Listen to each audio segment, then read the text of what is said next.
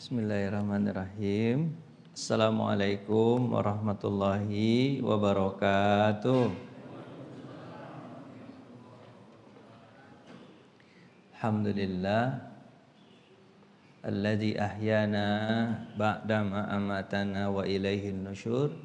Asyhadu an la ilaha illallah wa asyhadu anna Muhammadan abduhu wa rasuluhu la nabiyya ba'da amma ba'du.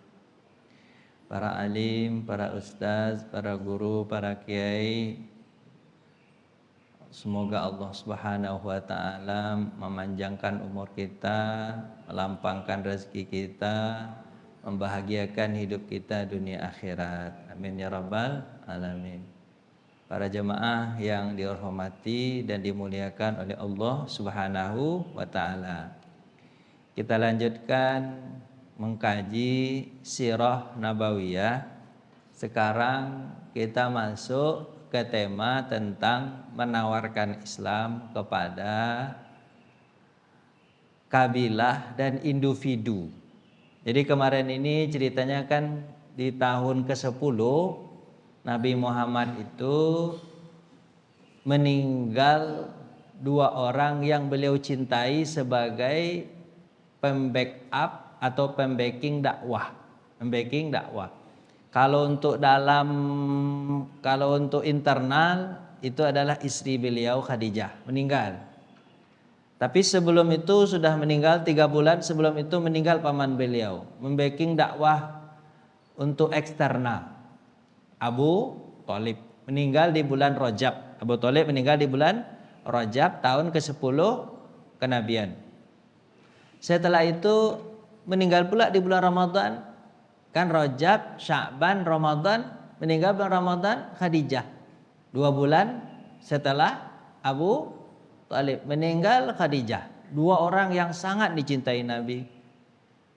Dengan meninggalnya 2 orang ini, terutama Abu Thalib, orang Mekah menjadi-jadi menyiksa Nabi Muhammad. Disiksa Nabi Muhammad, dipukul Nabi Muhammad sampai Nabi Muhammad dipukul. Kemarin kita sudah ceritakan. Kemudian ada pula Abu Bakar di situ. Abu Bakar menghalang-halangi. Kenapa kalian pukul? Yang dia hanya mengatakan Tuhannya Allah. Kan dia nggak pernah ngambil duit kalian, nggak pernah merugikan kalian. Hanya mengatakan Tuhannya Allah. Terus akhirnya Abu Bakar pun dipukul hingga Abu Bakar pingsan. Setelah tahun ke-10 itu Pak, tahun 10 itu kan Nabi Muhammad selalu disiksa itu. Jadi akhirnya Nabi Muhammad diperintahkan Allah untuk mencari ladang dakwah keluar. Nabi Muhammad diperintahkan untuk berdakwah ke Taif. Kemarin kita sudah ceritakan juga apa yang terjadi di Taif. Nabi Muhammad dilempari dengan batu, diusir segala macam kayak luka-luka Nabi Muhammad. Itu di bulan tahun ke berapa Pak? Tahun ke-10 bulan Syawal. Jadi Nabi berangkat itu Pak bulan Syawal ke Taif. Akhirnya dilempar dengan batu. Cerita sekarang ini adalah setelah itu pokoknya Nabi Muhammad disiksa. Nabi Muhammad tidak putus asa. Akhirnya Nabi Muhammad menawarkan Islam kepada orang-orang yang datang berangkat haji. Ini berarti kalau haji Pak itu sudah tahun keberapa? Tahun ke-11. Tahun ke-11. Karena kan haji itu dia tahun keberapa Pak? Bulan apa? Bulan 11, 12 itu orang udah berangkat haji itu. Bulan Zulqa'dah, habis itu bulan Zulhijjah. Orang udah berangkat haji itu Pak. Dari bulan Zulqa'dah. Kan kemarin orang udah berangkat haji Pak ya. Sekarang tanggal berapa Zulqa'dah ya? 18 Pak ya? 18. Dari tanggal 1 Zulqa'dah itu orang udah mulai berangkat. Haji itu. Kan kita 40 hari Pak ya berangkat hajinya. Nanti selesai haji itu paling cepat tanggal 15 Zulhijjah. Udah selesai itu haji itu. Orang udah mulai pulang tuh. Tanggal 15 Zulhijjah. Tapi di awal Zulqa'dah bulan 11 ini orang udah berangkat haji. Nabi Muhammad menawarkan Islam. Dari tahun ke-10 itulah. Tahun 10 itu kan nanti bulan Zulqa'dah, Zulhijjah. Sampai nanti tahun 11 pokoknya Nabi tawarkan. Karena di Mekah, orang-orang Mekah tidak bisa lagi diajak untuk masuk Islam tidak bisa, udah nggak bisa, susah. Makanya Allah perintahkan pergi ke Taif Muhammad. Tapi di Taif dilempar pakai batu. Terus Nabi Muhammad masuk lagi ke Mekah. Habis itu gimana? Siapa yang datang ke Mekah untuk haji atau umroh, tawarkan Islam. Oleh Nabi Muhammad SAW. Di tahun 11 banyak peristiwa, gitu kan? Untuk menikah, salah satu diantaranya juga pas bulan Syawal itu juga, sebenarnya Syawal tahun 10 Nabi Muhammad nikah dengan Saudah. Sampai kemarin udah ceritain dengan siapa Pak? Saudah pengganti Khadijah. Umur Saudah itu hampir seumuran dengan Khadijah, gitu kan? Itu istri kedua Nabi. Tapi di bulan Syawal tahun ke-11 Nabi nikah lagi dengan siapa Pak? Aisyah. Nikah dengan siapa? Aisyah. Cuman ketika itu Aisyah masih berusia 6 tahun. Usia berapa? 6 tahun. Nabi belum kumpul, belum serumah. Nanti Nabi serumahnya nanti sudah sampai di Madinah. Berarti nikah sudah, tapi belum serumah, belum kumpul. Kumpulnya nanti 3 tahun setelah itu ketika Nabi sudah hijrah. Gitu kan? Jadi nikahnya bulan Syawal tuh Pak, bulan Syawal tahun ke-11 kenabian. Jadi Nabi itu sukanya nikah bulan apa Pak? Syawal. Makanya Bapak kalau menikah bulan Syawal. Salah ya. Maksudnya nikahin anak bukan bapak nikahin anak. Tapi mau nih Nabi Muhammad itu nikah dengan Aisyah umurnya berapa Pak? Aisyah berapa umurnya? Nikah dengan Aisyah. Sudah berapa yuk? Udah 50 tahun. 51 tahun lah. Bapak kan baru 48 baru kan rata-rata. Bercanda. Ibu-ibu kalau di belakang udah marah, Bu. Jangan marah-marah ya Bu ya, bercanda. Lanjut. Aisyah dan nikah dengan Aisyah. Aisyah ini adalah satu-satunya istri Nabi yang dinikahi apa Pak? Masih gadis. Rasulullah nanti campur dengan siapa Pak? Dengan Aisyah ketika sudah bulan Syawal pula di tahun keberapa? Pertama Hijriah, 3 tahun setelah itu. Hadis Bukhari dan Muslim. Nikah dulu dan nikah. Terus pada bulan Zulqa'dah nih Pak, tahun 11 kenabian. Kita itulah Rasulullah menemui 26 kabilah. Untuk apa nih Pak? Untuk ngajak dia masuk Islam. Berarti ini bukan orang Mekah Pak, tapi orang-orang yang lain, kabilah-kabilah yang datang ke Mekah ditawarkan Islam. Berapa kabilah Pak? 26. Bapak semangat nggak dakwah gitu Pak? Sampai 26 kampung Pak dakwah. Baik Nabi Muhammad datang ke kampung mereka yang dekat dengan Ka'bah, yang dekat dengan Mekah, atau mereka yang datang ketika haji langsung didakwai. Kan mereka itu kan berkelompok-kelompok ya Pak ya, kalau di haji itu. Terus Nabi datangi mereka. Terus kabilah-kabilah itu datangi Rasulullah. Nama-nama kabilahnya Bani Amir bin Sa'sa'ah, Bani Muharrib bin Kasfah, Bani Fazaroh, Bani Ghassan, Bani Murrah, Bani Hanifah, Bani Sulaim, Bani Abbas, Bani Abdin Nasar, Bani Al-Buka, Bani Kindah, Bani Kalab, Bani Haris bin Ka'ab, Bani Azrah, Bani Hadrimah. Tapi kan semuanya disebutkan banyak kan? Bani-bani itu Pak. Namun dari 26 kabilah tidak ada satupun yang mau masuk Islam. Kira-kira kalau Bapak jadi pendai itu Pak, kira-kira ada putus asa atau belum Pak? Kayaknya putus asa Bapak, gantung diri Bapak lagi itu yakin. Susah banget gitu. Susah 26 kabilah, enggak ada yang mau apa? Enggak ada yang mau. Kita ceritakan beberapa di antaranya. Pertama Bani Kalab. Nabi datang ke Bani Kalab. Nabi datang sendirian. Malahan Nabi datang ke kampung mereka. Bani Kalab itu juga disebut dengan Bani Abdullah. Biasa Pak ya, Bani itu disebut misalnya Nabi Muhammad itu keturunan Bani Hashim. Tapi Nabi Muhammad juga disebut dengan keturunan Bani Abdul Muttalib. Jadi Hashim itu kakeknya agak jauh dikit. Bani Abdul Muthalib itu kakek Nabi yang dekat, gitu Pak ya. Boleh disebut begitu. Malah Nabi itu 3 nama baninya Pak. Bani Abdul Manaf, itu Nabi juga tuh. Bani Hashim, Nabi juga itu. Bani Abdul Muthalib. Nah itu. Pokoknya Pak, siapa yang terkenal dari anggota keluarga kita, kita jadikan dia sebagai nama dari keturunan kita. Gitu Pak. Misalnya di antara Bapak ada keluarga Bapak, kakek Bapak yang jadi gubernur. Boleh nggak Bapak sebut namanya Bani Gubernur? Boleh nggak Pak? Ah ya boleh juga lah. Ah, kan terkenal kan? Biar terkenal keluarga Bapak, buat begitu. Ya Pak ya? Gitulah kira-kira Bani Gubernur. Terus Rasulullah menyeru mereka, apa kata Nabi? Wahai Bani Abdullah. Abdullah itu kan berarti artinya Bapak hamba Allah. Berarti orang-orang dulu tuh kenal juga dengan Allah. Namanya Bapak Abdullah. Malahan ayah Nabi namanya siapa Pak? Abdullah. Berarti kenal dengan Allah. Cuma mereka kenal Allah itu tidak apa tuh Pak? Tidak paripurna lah. Mereka hanya tahu itu sedikit-sedikit dari ajaran Nabi Ibrahim yang tinggal hanya apa Pak? Gitu-gitu. Mereka kan kalau ditanya, siapa yang menciptakan langit dan bumi? Jawab mereka siapa Pak? Allah. Terus kenapa kalian menyembah patung? Apa jawaban mereka?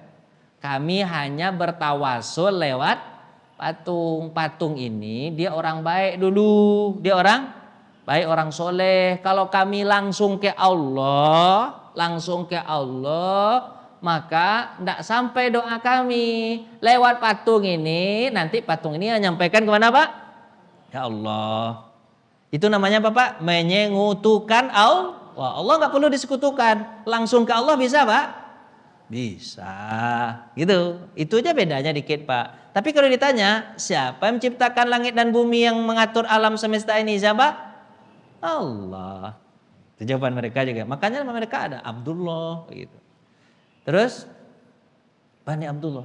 Nabi katakan, nama kakek kalian bagus, namanya Abdullah, hamba Allah. Tinggal kalian masuk Islam saja. Masuklah Islam. Tapi kata mereka Pak, enggak, kami enggak mau masuk Islam.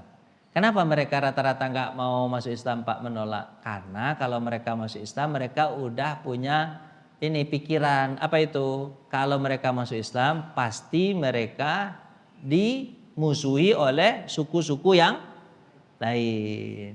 Gitu. Makanya mereka nggak mau masuk Islam. Bapak ngantuk ya? Oh ibu ngantuk nggak? Nggak aman? Aman ya. Lanjut ya. Jangan tidur ya. Lanjut. Bani apa lagi Pak? Bani Hanifah. Nabi datang ke Bani Hanifah. Nama lain dari Bani Hanifah Bapak? Nama lain Musai. Ini Bani Hanifah ini kaum dari siapa Pak? Musailamah Al-Kadzab. Nanti kaum ini nanti akan melahirkan seorang pendusta. Nama siapa Pak? Musailamah Al-Kadzab. Tapi Nabi tidak dakwah dulu kepada mereka ini. Tidak dakwah dulu. Terus Rasulullah minta mereka untuk meluk Islam. Namun mereka juga tetap menolak. Ini Musailamah Al-Kadzab ini belum terkenal lagi. Belum terkenal. Dia terkenalnya nanti di tahun ke-8 Hijriyah. Nama nanti dia sekarang nih Pak. Sekarang ini dia belum terkenal. Dia belum semangat untuk jadi nabi. Nanti dia semangat jadi nabi itu Pak setelah penaklukan kota Mekah. Kan Nabi Muhammad menaklukan kota Mekah tuh. Apa kata dia? Kata Musailamah, prospek juga jadi nabi ternyata ya. Bisa menaklukkan kota Mekah. Baik aku mengaku sebagai nabi juga. Biar nanti apa Pak? Banyak duitnya. Jadi orang ngaku-ngaku sebagai nabi itu tujuannya apa Pak? Biar dapat daerah, dapat duit. Nah, nanti Pak terkenal Musailamah ini kapan Pak dia memperkenalkan diri, memproklamirkan diri sebagai nabi kapan Pak? Setelah penaklukan kota Mekah. Kalau sekarang belum. Dia hanya sebagai pimpinan dari suku Bani Hanifah. Pimpinan Pak, salah satu pimpinan dari suku Bani Hanifah. Ketika ini dia belum memproklamirkan diri sebagai nabi. Cuman dia juga menolak, tidak mau masuk Islam. Tapi nanti dia masuk Islam enggak Pak? Musailamah masuk Islam enggak Pak? Masuk Islam nanti. Masuk Islam. Nah, dia masuk Islamnya di tahun ke-6 Hijriah, tahun ke-6 Hijriah, ya kan, setelah kalah perang Azab orang-orang kafir Quraisy, dia masuk Islam tuh, Musailam Al-Kadzab. Tapi tujuannya, dia punya tujuan masuk Islam. Tujuannya apa, Pak? Ingin memproklamirkan diri sebagai nabi. Dia kan mengatakan kepada Nabi Muhammad, Muhammad, kita bagi dua dunia ini yuk. Sebagian untukmu, sebagian untukku. Begitu kata dia. Karena kau nabi, aku juga nabi. Dia ngaku-ngaku diri sebagai nabi. Apa kata Nabi? Kau pembohong. Nabi itu aku yang terakhir. Tidak ada nabi setelah aku, kata Nabi. Apa bagi-bagi? Tidak ada cerita bagi-bagi, kata Nabi Muhammad. Itu nanti Musailam Al-Kadzab. Lanjut Pak ya. Nabi Muhammad berdakwah kepada suku apa Pak? Bani Amir bin Sok. Nabi datangi mereka. Nama kepala sukunya siapa Pak? Buhairah bin Firas. Ada Buhairah bin Firas. Terus dia berkata begini, demi Allah. Dia sebenarnya sudah melihat tanda-tanda kenabian dari Nabi Muhammad SAW. Terus dia berkata begini, demi Allah, andaikan aku dapat menculik pemuda ini, maksudnya siapa Pak? Nabi Muhammad SAW. Dari tangan Quraisy, tentu orang-orang Arab akan melahapnya. Kemudian dia melanjutkan, apa pendapatmu jika kami berbaiat? Jadi gini Pak, kalau aku bisa menarik Muhammad ini, kemana Pak? Ke sukuku, pasti aku bisa melahap seluruh dunia. Maksudnya dia gunanya untuk apa Pak? Dunia nih, ya kan? Terus dia cerita begini. Ini ceritanya panjang tapi tidak apa Pak? Tidak saya tuliskan semua. Ceritanya begini. Jadi Buhairah bin Firas ini sebelum dia berangkat haji, ya kan cerita berangkat haji nih. Ada orang tua di kampungnya. Di kampungnya berkata begini, Buhairah, kamu ini kan, dia sekitar itu membawa sekitar lebih dari, ada sekitar 1.000 lah Pak. 1.000 apa Pak? 1.000 jemaah haji, kan banyak itu Pak, 1.000 jemaah haji. Dia berkata begini, ada orang tua di kampungnya berkata begini, apa kata orang tua itu? Buhairah. Jadi bukan pendeta Buhairah Pak, ini beda lagi. Buhairah, nanti aku sudah mendengar berita selentingan bahwa ada yang mengaku sebagai nabi. Dia itu sekarang berada di Mekah atau Madinah, antara itu. Jadi kalau kau ketemu dengan dia, kalau bertemu dengan siapa Pak? Dengan dia, baiknya kalian masuk Islam. Kata siapa Pak? Kata orang tua di mana Pak? Di kampungnya, dari suku Amir bin So'ah ini. Baiknya kalian masuk Islam. Ternyata betul, Nabi Muhammad pas ketika di haji, Nabi Muhammad datangi tempat mereka. Dan Nabi Muhammad mengaku sebagai Nabi. Cocok sekali ciri-cirinya yang diceritakan oleh orang tua di kampungnya. Cocok sekali. Terus akhirnya dia berkata kepada masyarakatnya dulu, berkata kepada masyarakatnya, kalian tahu kan apa yang disampaikan oleh orang tua kita di kampung, bahwa kita kalau ketemu dengan siapa Pak? Dengan orang yang mengaku sebagai nabi, baik kita masuk agamanya. Sekarang kalian tahu kan, orang ini, maksudnya dia setelah Nabi ngomong sama dia, masuklah Islam begini begitu, begini gitu, kan itu Pak ya. Setelah itu dia datang ke masyarakatnya, baiknya gimana menurut kalian? Kita masuk ke agama Muhammad ini atau enggak? Masyarakatnya bilang apa Pak? Kau pimpinan kami wahai Buhairah bin Firas. Silahkan kau lakukan apa yang terbaik buatmu. Kau kan orang pinter. Silahkan kau lakukan apa yang terbaik. Kalau kau masuk Islam, kami masuk Islam. Tapi jika kau tak mau masuk Islam, ya udah kami nggak masuk Islam. Urusan kami serahkan kepadamu karena kau adalah pemimpin kami. Berarti kan bulat tuh Pak. Keputusan dari tangan siapa Pak? Buhairah bin Firas. Buhairah mendapat dukungan dari masyarakatnya. Dia datang kepada Nabi Muhammad. Apa kata dia? Hai Muhammad, apa pendapatmu jika kami berbaiat kepadamu untuk mendukung agamamu? Kemudian pasti Allah akan menangkan kamu nanti karena bersama kami, gitu kan? Dari orang-orang yang menentangmu. Terus setelahmu nanti apakah kami dapat warisan atau sepeninggalmu. Jadi itu gini. Gini Muhammad, gini ya. Kau angkat aku sebagai wakil, bahasa kasarnya itu. Kau angkat aku sebagai wakil Nabi. Setelah kau meninggal nanti, aku yang gantikan. Paham gak Bapak? Nah, dia permintaannya itu. Aku yang gantikan, aku wakil. Kau sekarang apa Pak? Nabi. Kami beriman kepadamu. Di belakang kami ada 4.000 pasukan. Berapa pasukan Pak? 4.000. Banyak gak dulu Pak? Banyak. 4.000 pasukan berarti masyarakatnya lebih banyak kan? Tentaranya aja berapa Pak? 4.000, masyarakatnya banyak. Sekarang kami masuk Islam. Pasti Allah akan menangkan agamamu ini. Ya Muhammad ya, gitu. Tapi syaratnya satu. Apa syaratnya Pak? Angkat aku sebagai wakil. Kalau nanti kau meninggal, penggantimu siapa? Aku. Apa jawaban Nabi Muhammad? Kan masalah dunia tuh Pak ya. Ada embel-embel masuk Islamnya Pak. Apa embel-embelnya Pak? Dunia kan? Nabi menjawab, kalau kedudukan itu nanti terserah sama Allah. Ya kan? Terserah sama Allah. Dia menempatkan orang yang sesuai menurut kehendaknya. Apa kata Abu Hurairah? Kalau begitu kok nggak jadi masuk Islam? Apa kata dia Pak? Kalau begitu nggak jadi masuk Islam. Nggak jadi masuk Islam. Nggak jadi masuk. Nggak jadi masuk Islam. Gara-gara dia tidak mau diangkat menjadi wakil. Ah, ya itulah kira-kira Pak. Misalnya kan nama deal politik. Di deal apa Pak? Politik. Agama Islam itu kan nggak sama dengan politik Pak ya. Kalau masuk Islam masuk aja lah. Nggak perlu ada syarat. Itu kan. Tapi dia pakai syarat. Akhirnya Nabi Muhammad mengatakan kalau masalah itu tergantung sama Allah nanti. Oh kalau begitu kata dia Pak. Nggak jadilah. Tapi Pak, sampai dia di kampungnya, ketika dia sudah balik Pak, balik dari kampungnya, balik kampungnya di bawah ini, balik dari kampungnya, terus apa kata orang tua itu? Orang tua tadi yang mengatakan, dia ceritakan kepada orang tua, kami mau ketemu dengan siapa Pak? Dengan siapa? Dengan Muhammad dan dia mengaku sebagai Nabi. Apa kata orang tua? Kalian tidak akan mendapatkan kesempatan yang lain setelah ini. Rugi. Kata siapa Pak? Kata siapa? Kata Nabi, rugi.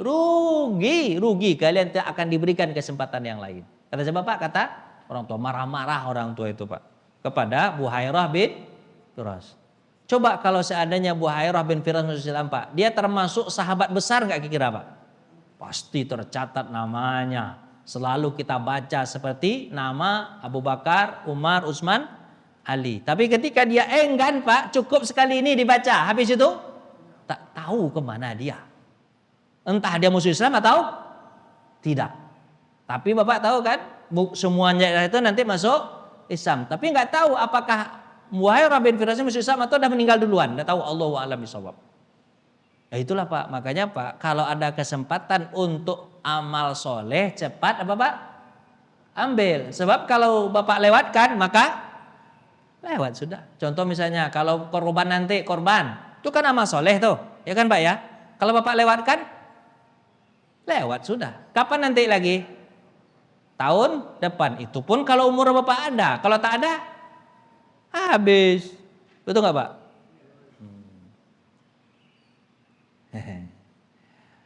Bapak capek nggak? Capek nggak? Enggak, aman.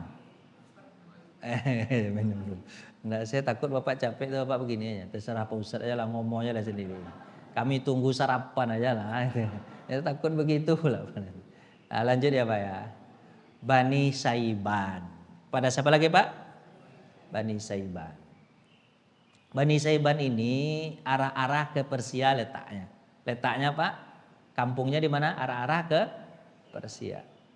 Suku ini mempunyai 3 orang pembesar. 3 orang pembesar. Jadi orang tua meninggal, mewariskan suku ini kepada 3 orang anak. Nah, 3 orang anak ini mimpin suku itu nanti. Siapa nama anaknya? Masruk bin Amir. Kemudian nama yang nomor 2 Hani. Nomor 3 namanya Musanna. Musana. Satu Masruk, satu Hani, satu Musana. Keturunan dari Amir. Siapa namanya Pak? Ayahnya Amir. Didatangi oleh Nabi SAW bersama Abu Bakar. Berarti didatangi Nabi, bukan mereka yang pergi Bapak?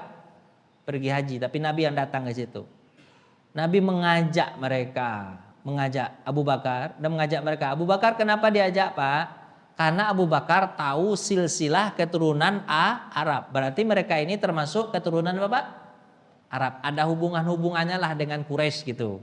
Abu Bakar diajak gitu supaya Bapak, orang kalau seandainya kita rumah kita dekat ya, atau dulu ayah kakek kita dulu pernah Bapak? Ayah kakek kita dulu saudara. Kalau digituin kan jadi orang gimana Pak? Kan, jadi akrab kan? Kita sekampung loh. Gitu Bapak, sekampung. Kita satu suku. Nah gitu kan. Yang paling tahu tentang silsilah keturunan Arab itu siapa Pak? Abu Bakar. Jadi Abu Bakar tuh hafal sama dia Pak. Makanya nanti kalau Pak masuk surga tanya sama Abu Bakar, keturunan orang ini siapa dari? Tak tahu Abu Bakar, disebutkan orang kampung saya dulu kayak gitu Pak. Orang kampung saya dulu itu tahu dia sampai kakek-kakek kita sebutkan saya anak Ciani. Ah itu tahu dia tuh. Oh, itu kata bisa dia tuh. Bapak sekarang hafal enggak begitu Pak? Susah Pak ya. Itulah Bapak tuh. Kalau orang kampung tahu tuh, oh anak si Ano, tahu dia tuh Pak, kakeknya neneknya itu, tahu dia ke atas tuh, tahu dia Pak. Nah itu kehebatan Abu Bakar. Abu Bakar diajak begitu untuk mengambil hati siapa Pak? Bani Syaiban. Nah datangi. Terus, tapi masalahnya Pak, ketika Nabi Muhammad datang itu ada Abu Lahab, sebab Pak? Abu Lahab ini ampun deh kita. Dia ikut pula, bukan diajak tapi ikut. Entah ngapa-ngapain pula dia ikut Abu Lahab nih, ya kan? Ikut Abu Lahab, tapi Bapak tahu kerjaan Abu Lahab apa? Ketika Nabi ngobrol dengan Bani Syaiban, gini masuk Islam lah segala macam. Apa kata Abu Lahab dari jarak-jarak 5 meter? Jangan percaya sama dia tuh, dia pembohong tuh, tukang sihir tuh. Penyihir itu dukun tuh. Itu yang kalian mau dengar omongan itu orang gila itu. Aku paman dia. Kira-kira orang percaya nggak sama Abu Lahab? Disebutnya paman itu aku tuh, Muhammad itu tuh keponakan kandungku tuh. Jadi kalian jangan dengar betul. Dia orang gila itu. Asal ngomong aja itu. Kira-kira orang percaya nggak Pak dengan Abu Lahab? Percayalah paman Nabi. Itulah kerjaan Abu Lahab tuh Pak. Ngapain kayak nggak punya pekerjaan lain dia tuh Pak. Nabi Muhammad pergi berdakwah dia ikut pula. Tapi di belakang ngapain Pak? Ngerecokin dakwah Nabi Muhammad. Nabi Muhammad cuek aja Pak. Cuman masalahnya orang yang dengar jadi apa Pak? Nggak mau dengar Nabi, terpengaruh sama Abu Lahab. Ada nggak orang gaya-gaya begitu Pak? Ada kan? Dia ikut pula. Tapi kerjanya Pak? Ngerecokin aja. Sakit kepala kita, ya kan? Ke orang-orang begitu Bapak apain Pak? Bapak apain tuh ada orang-orang begitu tuh? Jawab lah, Bapak apain tuh? Dibiarin aja lah, jangan lama nih. Kerja enggak, tapi ngomong banyak. Kerja enggak? Dah lah Pak, jangan banyak-banyak, nanti banyak yang tersinggung. Udah lah gini aja lah. Nah, Rasulullah Pak dengan Abu Bakar Pak tidak menghiraukan Abu Lahab, dia terus saja berdakwah. Tapi akhirnya ke Bani Syaiban gagal. Gara-gara siapa Pak? Itu kerjaan Abu Lahab tuh. Tapi Pak ke Bani Syaiban ada cerita lagi. Jadi setelah dia Nabi Muhammad itu mendapatkan kesempatan, hampir-hampir gagal sebenarnya. Tapi Nabi Muhammad mencari celah beberapa hari dari situ mencari celah. Nabi Muhammad bertanya, kabilah apa tuh? Kabilah ini jika karena Nabi bertanya dari Bani Syaiban bertemu kepada pembesarnya. Abu Bakar berkata, kabilah ini berapa jumlahnya, gitu kan? Dan gitu cita-cita itulah berapa jumlahnya. Apa kata mereka? 1000. Kami ada berapa jumlahnya Bapak? 1000. Lalu apa kekuatan kalian? Dia mengatakan kekuatan kami kalau berperang nggak ada kekuatan lagi, anak dan istri kami pun kami jadikan tentara. Berarti ini semangat ini. Orang ini Bapak semangat. Jadi kalau tentara kami dah habis, anak istri kami pun bisa jadi tentara. luar biasa. Terus cerita gini, terus Nabi Abu Bakar bertanya kepada orang-orang itu, siapa di antara tiga orang ini yang paling lunak? Siapa Pak yang paling, Bapak? Yang paling lunak di antara tadi Masruq, Musanna, dan siapa lagi Pak tadi? Hani. Siapa yang paling lunak? Terus beliau mengatakan, kemudian Masruq berkata, yang paling lunak aku. Ada orang juga mengatakan yang paling lunak siapa Pak? Masruq. Terus kata Nabi Muhammad baru ngomong serius kepada Masruq. Masruq, masuklah Islam. Islam itu begini begitu dijelaskanlah. Islam itu mengajarkan silaturahim, saling berbagi, adil, nggak boleh zolim. Kayak gitulah disebutkan Islam itu baik-baik kan Pak ya? Sebutkan Islam itu. Masuk itu ternyata tertarik Pak. Masuk itu akhirnya tertarik. Terus kata Nabi Muhammad, kalau kau tertarik, ajaklah adik-adikmu. Sebab Pak, Hani dan Sana. Jadi cara masuk itu diajarkan juga sama Nabi. Enggak masuk kepada orang yang keras. Kalau langsung kepada orang keras Pak, jadi Bapak mental. Tapi masuknya kepada siapa Pak? Kepada yang agak lunak dikit. Ternyata Masruq apa Pak? Mau menerima Islam. Mau menerima Islam. Terus akhirnya diajaknya Musanna, diajak pula Hani. Singkat cerita, sebenarnya mereka menerima dakwah ini. Tapi tidak ada sejarah mengatakan apakah seluruh penduduknya masuk Islam. Tapi mereka ini menerima dakwah.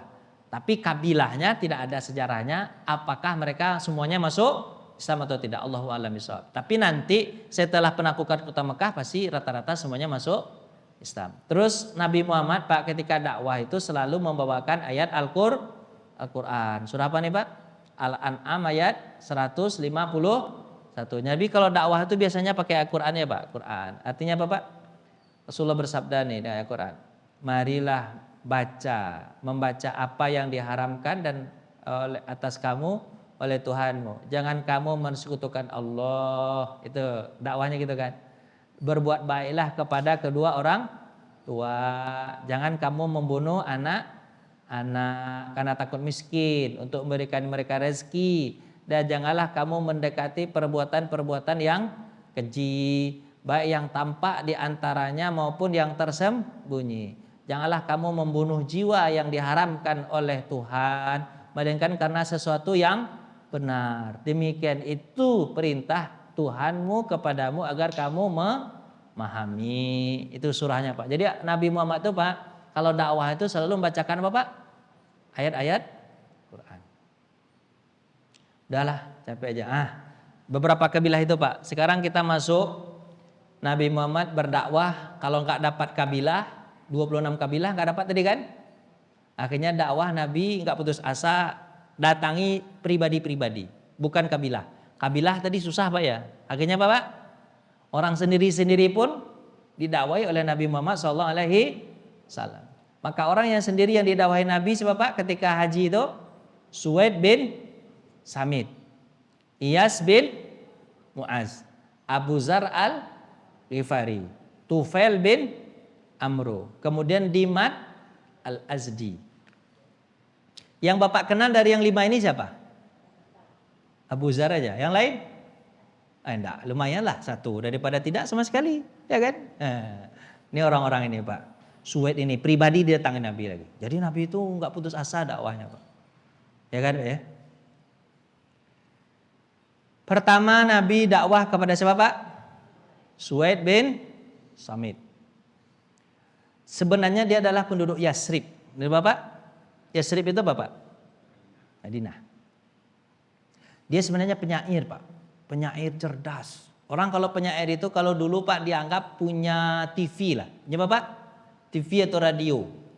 Karena dia menyampaikan berita itu lewat syair, kemudian sempat sekali terkenal. Jadi lewat lagu Pak, lewat syair gitu kan. Kalau ngomong biasa ini kira-kira orang hafal nggak Pak? Mau dengar nggak? Jawablah Pak. Biar saya tahu. Nggak terlalu tertarik kan? Tapi kalau lewat syair kira-kira orang ingin ngafal nggak Pak? Nah, kira-kira begitulah Pak. Pokoknya kalau menyampaikan pesan lewat syair, dan dia kalau buat syair Pak, oh hebat, kayak Taufik Ismail. Bapak tahu Taufik Ismail? Ya kan, tahu kan? Anggap aja tahu-tahu gitu. Nah, ya kalau dia menyampaikan orang aja. Tapi kalau Roni Hidayat menyampaikan biasa begini, nggak ngerti Bapak kan? Kalau dia Taufik itu paham orang. Saya dulu pernah Taufik Ismail itu pergi ke Mesir Pak. Dia apa Pak? Dia puisi Pak. Puisinya itu ingat sampai kepala, sampai sekarang ingat saya itu. Apa itu? Tuhan 5 senti. Kok ada Tuhan 5 senti kata saya? Apa ini maksudnya? Kau selalu dipuja-puja di siang dan malam. Kalaupun mau tidur pun ingatmu wahai Tuhan. Kalau mau makan pun atau setelah makan pun ingat kamu wahai Tuhan. Cerita akhirnya Bapak, Tuhan 5 senti adalah rokok. Rokok ternyata kata saya. Itu cerita dia Pak. Bapak paham gak kalau cerita begitu? Bapak gak susah anda paham Bapak kayaknya nih. Paham kan? Anggap aja paham-paham gitu. Dia cerita Tuhan 5 senti tapi tujuannya Bapak melarang kita untuk merokok. Rokok itu kan berapa Pak? 5 senti kan itu dipuja-puja gak Pak? Dicari-cari gak Pak? Iya itu Tuhan 5 senti itu Pak. Mau berkelahi orang gara-gara itu tuh. Itu Taufik Ismail. Ingat saja Pak. Itulah kira-kira bentuk syair kalau dibuat oleh Suhaib bin Samit. Ingat orang Pak. Hebatnya. Nah, Suhaib bin Samit ini Pak didakwai oleh Nabi SAW. Dia datang ke Mekah itu ketika haji dakwai. Apa kata dia? Didakwai Nabi masuklah Islam. Apa kata Suhaib Pak? Apa yang kau bawa Muhammad? Aku bawa Al-Quran. Apa kata Suhaib? Al-Quran kecil. Aku punya hikmah Luqman. Apa dia punya Pak? Hikmah Luqman. Lebih hebat daripada Quran itu. Karena dia belum mendengar apa Pak? Belum mendengar apa Pak? Al-Quran. Hikmah Luqman Bapak tahu hikmah Luqman? Luqman itu kan sudah ada dulu pada masa siapa Pak? Nabi. Setelah Nabi Musa alaihi salam. Luqmanul Hakim. Kan dalam Al-Quran kan ada surah apa Pak? Luqman. Luqman itu cerita tentang apa Pak? Baik kepada orang tua, anak Pak ya. Jangan itu kan Allah. Itu adalah orang yang punya hikmah luar biasa. Dia kalau bersyair, Suhaib bin Samit ini Pak, di akhir-akhir pasti dia bacakan surah Luqman. Berarti surah Luqman itu sudah ada nggak pada masa Taurat dulu Pak? Udah ada nggak Pak? Taurat dulu, udah nggak Pak? Anggap udah gitu, udah cepat. Udah gitu. Udah ada Pak. Luqman itu sudah ada ceritanya dulu, udah ada. Dan cerita Luqman itu separuh dulu cuma apa Pak? Ceritanya apa Pak? Cuman separuh cerita baik kepada orang tua, gitu kan? Bagaimana dia mengajari anak baik kepada orang tua. Itu ceritanya cuma separuh. Kalau dia ini Pak, kalau dia baca syair ditutup dengan surah Luqman tersebut, para pendengar pasti akan terpesona. Oh, hebat betul. Itu Pak ya? Cerita Bapak? Cerita Luqman. Apa kata Nabi Muhammad SAW? Kau ceritakan Luqman. Apa kata Nabi Muhammad? Aku pun punya cerita Luqman. Lebih lengkap dari cerita yang kau bawa. Kau mau dengar?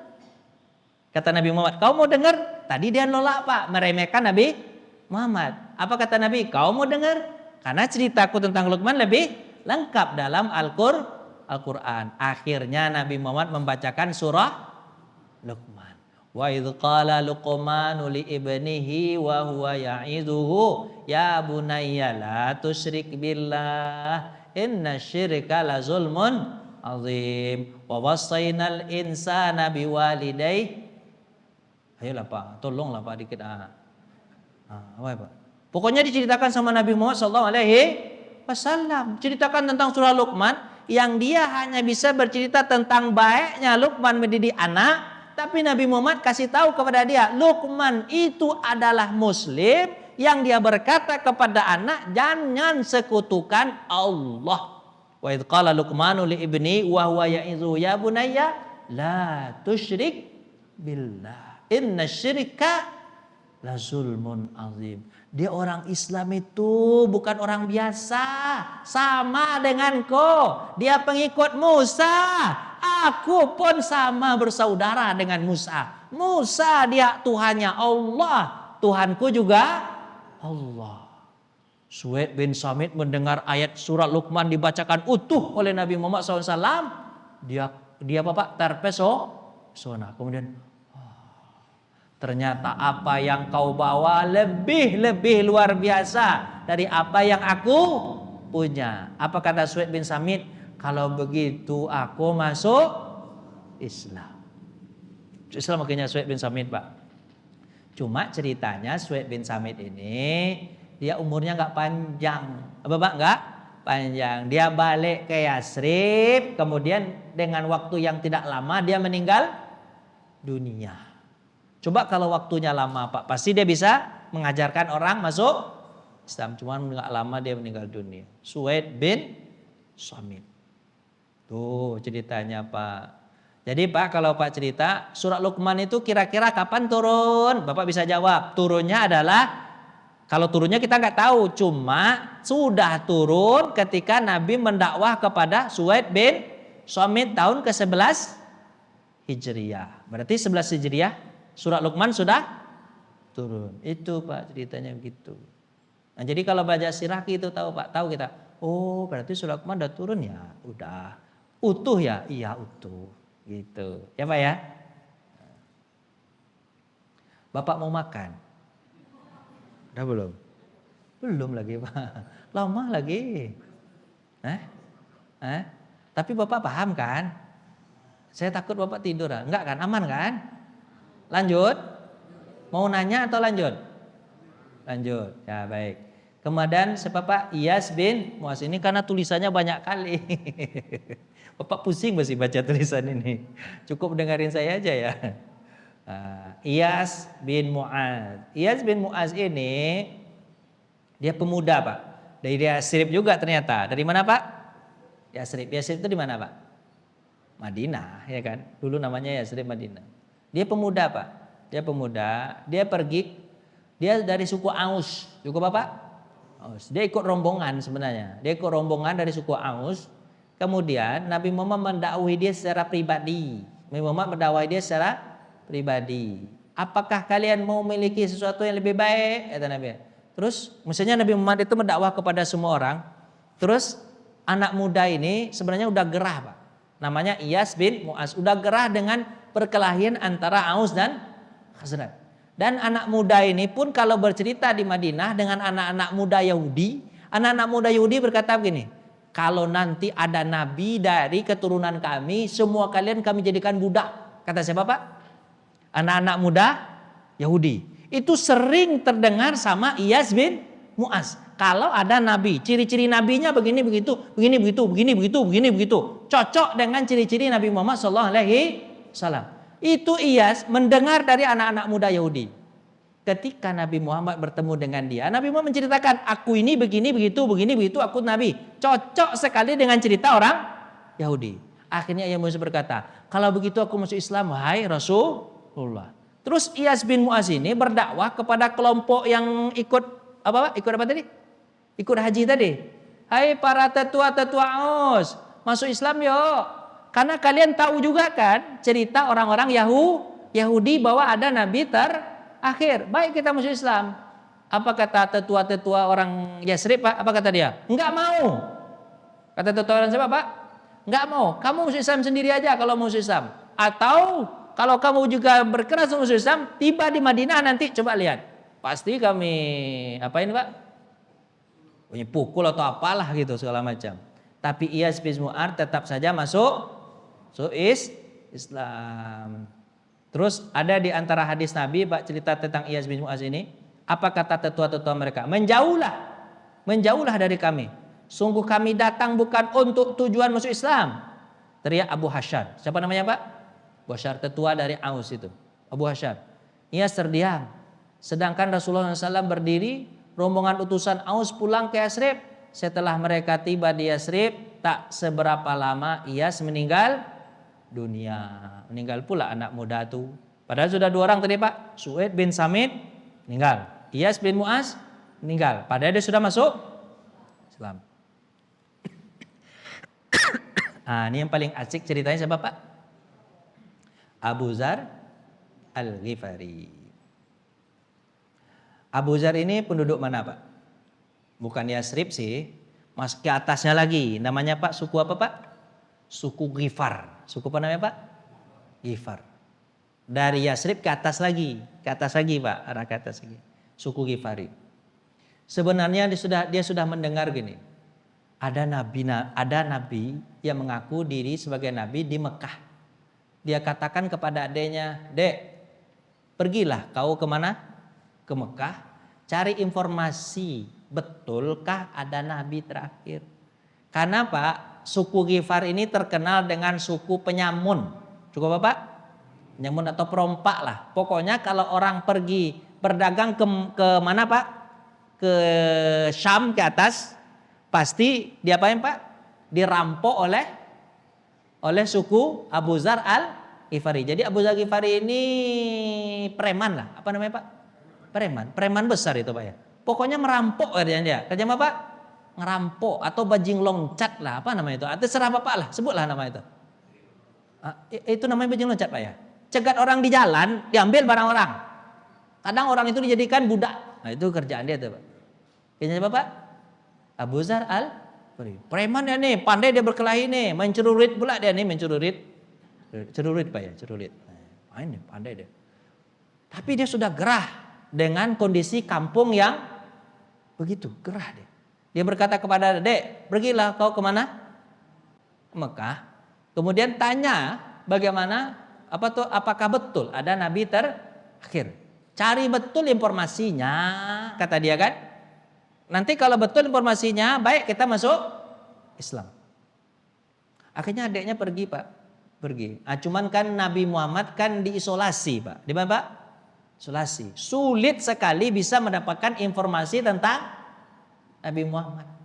Jadi kalau bertanya aja, "Kalian tahu Muhammad enggak?" Gitu kan? Bunyi. Sedang.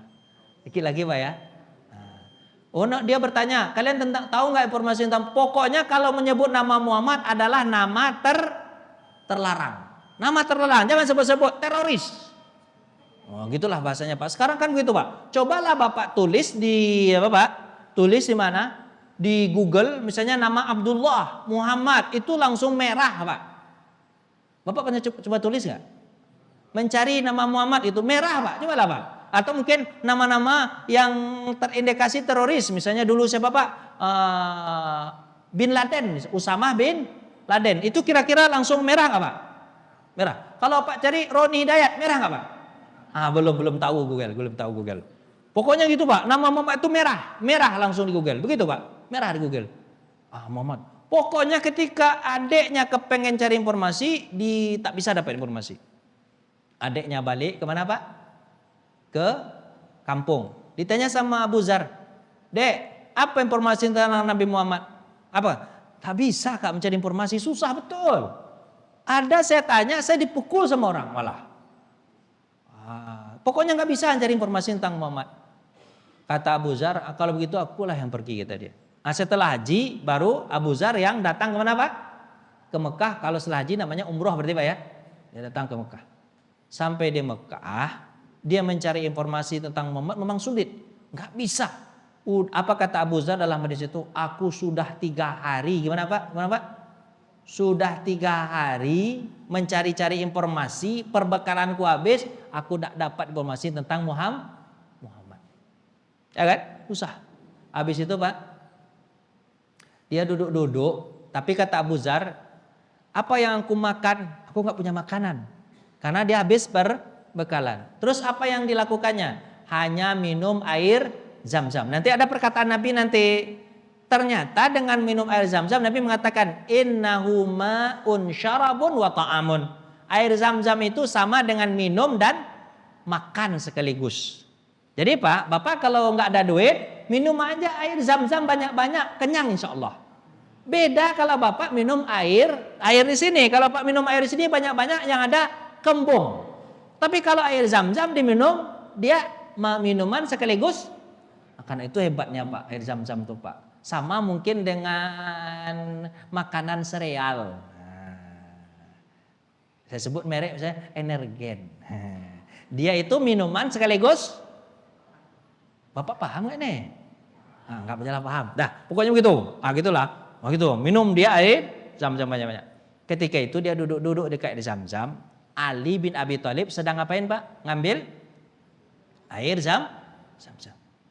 Terus karena Ali itu kan usianya masih muda-muda lah, 8 tahun atau berapa. Dek, tanya dek, apa bang? Panggil abang Ali kepada panggil abang aja lah. Bang, apa bang? Adek kenal nggak dengan nama Muhammad? Kata siapa Pak? Kenapa dek? Kecilkan suara. Apa? Abang mau apa sama Muhammad? Aku ingin ketemu. Katanya dia nabi dek. Kata Ali bin Abi Thalib, gini aja bang. Aku jalan duluan, kira-kira sudah 200 meter. Kan masih nampak aku tuh bang. Abang ikut dari belakang, pura-pura tak kenal kita. Pura-pura tidak kenal. Aku jalan depan, abang di belakang. Nanti aku ajak abang kemana? Kemana? Ke tempat Nabi. Apa kata Abu Zar? Oke lah, jalanlah dulu. Jalanlah Ali Pak. 200 meter baru diikutin sama siapa Pak? Abu Zar dari belakang. Ternyata Ali mengajaknya ke rumah Arqam bin Abil Arqam. Di situ Nabi Muhammad ngajar Pak. Jadi Muhammad kalau ngajar tuh Pak, Arqam bin Abil Arqam tuh Pak, Marwah ke atas sana lagi Pak, agak jauh dikit. Marwah tempat kita saat itu Pak, kan ada Marwah tuh. Ke atas lagi dikit, agak jauh. Memang rumah tuh terpencil di atas bukit. Jarang orang yang bisa sampai ke situ.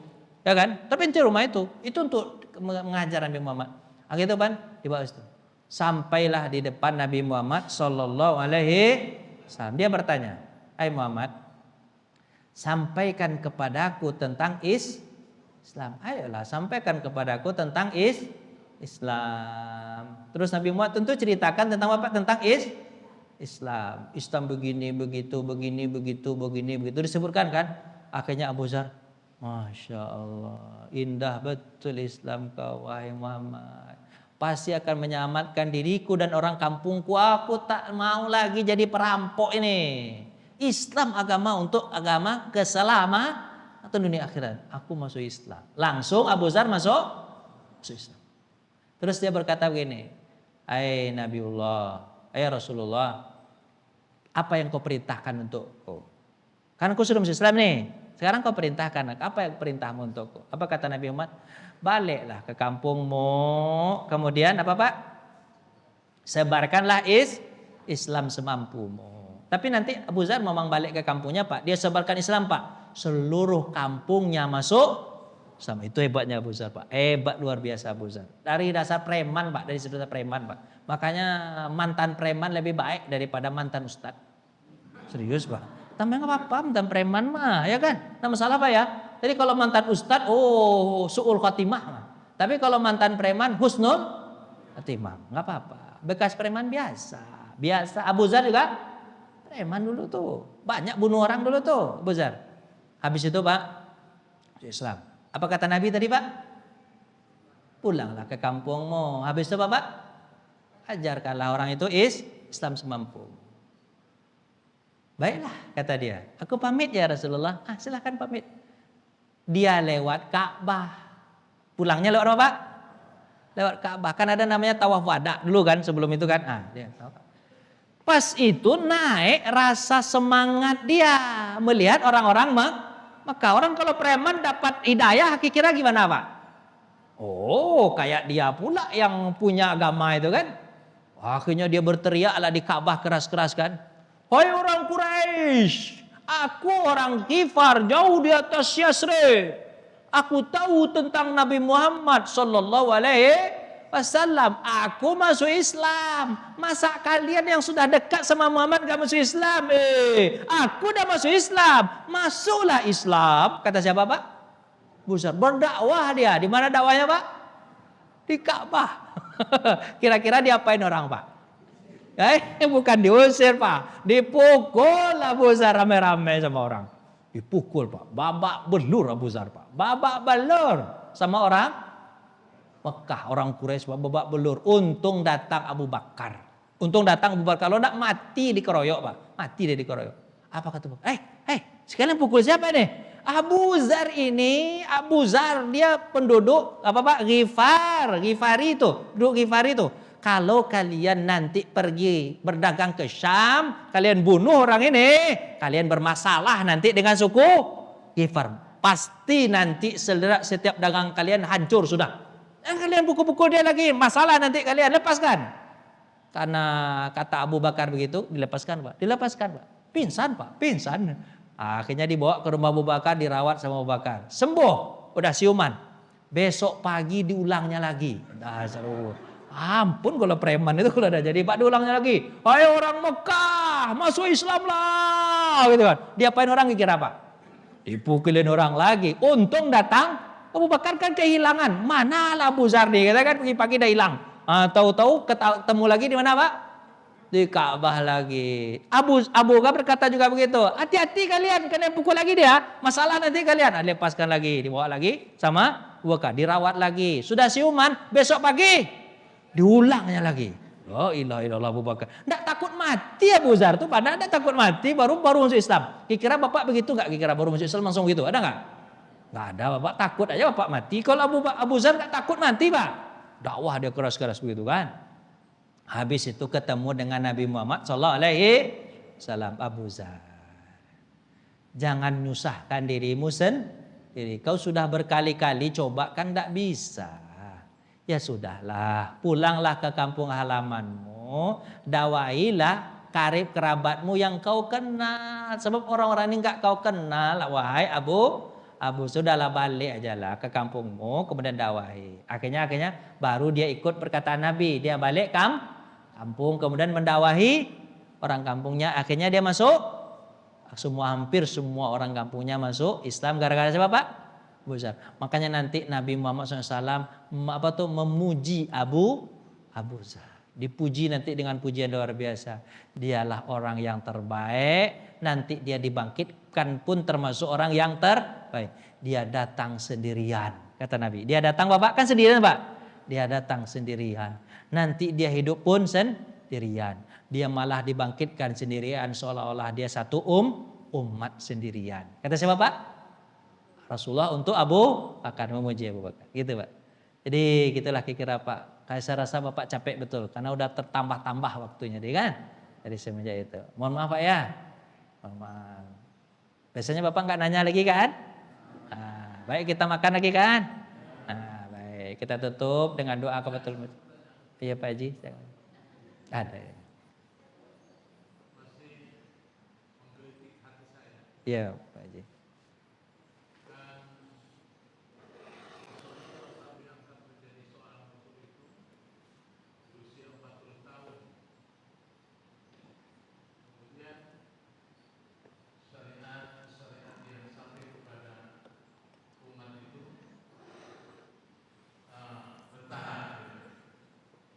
Yang saya tanyakan, ketika Rasulullah menikah dengan Siti Syah. Khadijah, usianya baru 25 tahun, dan Khadijah 40 tahun, dan syariat pernikahan masih belum ada waktu itu. Saat Rasulullah juga belum diangkat menjadi seorang Rasul, seorang nabi. Nah, bagaimana? Apakah apa yang dipakai syariat saat itu yang menggelitik hati saya? Sebab pernikahan itu kan hal yang sangat pokok untuk keturunan dan sebagainya. Bagaimana menurut pendapat Ustaz mengenai hal ini? Itu silakan. Terima kasih. Iya. Kalau belum ada syariat, apa yang dijalankan untuk pernikahan? Yang dijalankan atau tata cara pernikahan sesuai dengan tata cara pernikahan pada masa dulu. Kan syarat nikah itu apa Pak? Dari dulu sebenarnya orang udah tahu, dari semenjak Nabi Ibrahim itu udah tahu. Syaratnya Bapak? Paling apa Pak? Ada wali, ada mahar, apa lagi Pak? Mahar itu mungkin tambah-tambahan di belakang. Yang penting ada apa Pak? Persetujuan wali, kemudian ada mempelai laki-laki, mempelai perempuan, pasti itu kan? Kemudian habis itu apa? Diketahui oleh masyarakat banyak, udah. Tapi yang paling penting nikah itu Pak, cuman apa Pak? Wali. Kalau wali udah ada, selesai. Nikahan. Mungkin kalau mahar itu mungkin apa Pak? Tambah.